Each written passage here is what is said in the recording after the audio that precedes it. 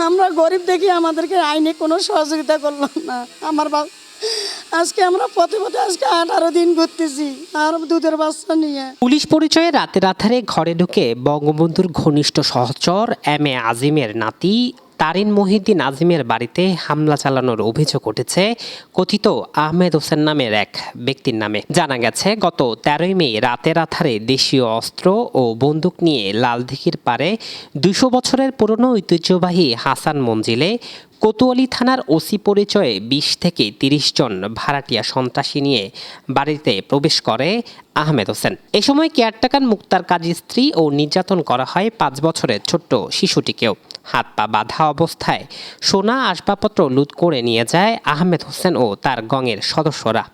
তার বাচ্চাগুলো সবাই জবাই করিয়ে নানাল কোথায় ফেলো আর আমাদেরকে বাইন দেওয়া মাছ শুরু করে দিছে। দেওয়ার পর উনি মাল জিনিসগুলো সম্পূর্ণ উনি হাতে পায়ে ধরলো, তারপরে উনি শুনলো না। আমার ফুয়ারি পিস্তল ধরছে, ছোট বড়টার গায়ে ছুরি দিচ্ছে, ওদের হাতে সবার হাতে লাঠি ছোটা। ওদেরকে বলছে আমার হাজব্যান্ড মানা করছে আমার বাচ্চারে আর আমার স্ত্রীর কোনো কিছু করো না, তোমরা ওকে ছাড়ি দাও, আমাকে মারো। তারপরেও ছাড়লো না। না ছাড়ার পর আমাদেরকে বাইন দেয়া মাল জিনিসগুলো সম্পূর্ণ ঘরের মাল 4 রুমের মাল সম্পূর্ণ নিয়ে গেল। মালিককে না পেয়ে অস্ত্রের মুখে লুট করার পর ভেঙে ফেলা হয় কেয়ারটেকারের ঘরটি, দরজায় মারা হয় তালা। এরই প্রেক্ষিতে কোতোয়ালি থানায় বাদী হয়ে মামলা করেন ভুক্তভোগী মুক্তার কাজী। পুলিশের পরিচয় নিয়ে কোতোয়ালি থানা থেকে আসছে বলে কোয়েরে ঢুকছে। ঢোকার পরে যখন লক করেছে, লক করার পরে আমি দরজা খুলে দিলাম। দরজা খুলে দেওয়ার সাথে সাথে ওরা ফটাফট করে আমাকে কি করছে, আমাকে হাত পাও বেঁধে পিছনে নিয়ে গেছে। পিছনে নিয়ে যাওয়ার পরে বলতে আরও বলছে চুপ, আওয়াজ করবি না, আওয়াজ করলে মেরে ফেলবো।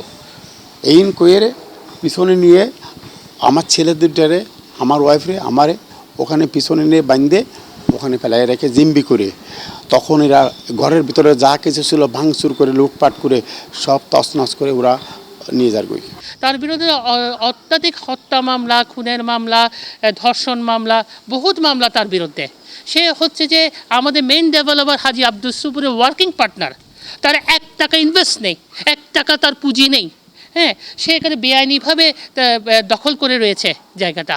তার এখানে কোনো ধরনের স্বার্থ কোনো কিছুই নেই।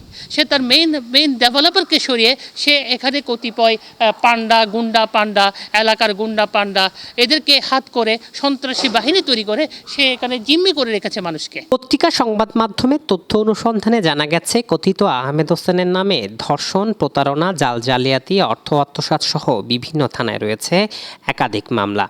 ঘটনার দিন সন্ত্রাসীরা মুক্তার ও তার স্ত্রীকে অস্ত্রের মুখে জিম্মি করে কয়েকটি স্ট্যাম্পে স্বাক্ষর করিয়ে নিয়েছে বলে দাবি তাদের। জামিনে বের হওয়ার পর আবারও হুমকি দিচ্ছে বলে অভিযোগ বাড়ির সদস্যদের। অভিযোগের বিষয়ে জানতে অভিযুক্ত আহমেদ হোসেনকে ফোন করা হলে তিনি বিষয়টি অস্বীকার করেন। এই তো প্রশ্ন আছে না, ওরা আগে আমার সাথে সাদাবাজি মামলা করছে 2টা, কথা বুঝে আগে বাদী হচ্ছে ওরা না। এরপরে নারীর মামলা দিয়েছি, ডাকাতির মামলা দিয়েছি।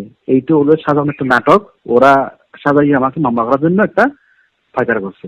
এই হলো মূল বিষয়। পুলিশ পরিচয়ে লুটপাটের ঘটনায় আতঙ্কিত এলাকাবাসী, সুষ্ঠু বিচারের দাবি তাদের। হাসান মঞ্জিলে যে ঘটনাটা ঘটেছে তাৎক্ষণিক তারা থানায় অভিযোগ দিলে আমরা সাথে সাথে মামলা রুজু করেছি। একজন আসামিও অ্যারেস্ট হয়েছে। আমাদের যথাযথ যে আইনগত ব্যবস্থা সেটা আমরা গ্রহণ করেছি। পরবর্তীতে বাকি যে আসামি আছে তারা বিজ্ঞ আদালত থেকে জামিন নিয়েছেন। এরপরে যদি ওখানে কাউকে হুমকি ধমকি দেয় তাহলে সে ধরনের কোনো অভিযোগ আমাদের কাছে এখনও আসেনি। ভুক্তভোগী যদি কেউ থানায় আসে অভিযোগ দেয়, আমরা তাৎক্ষণিক যথাযথ আইনানুগ ব্যবস্থা গ্রহণ করব। এই ঘটনায় 20 দিন পার হলো জামিনে থাকা আহমেদ হোসেনের ভয়ে পরিবার নিয়ে রাস্তায় রাস্তায় ঘুরছে কেয়ারটেকার মুক্তার হোসেন। জুলকার নাইন, দৈনিক আজাদী।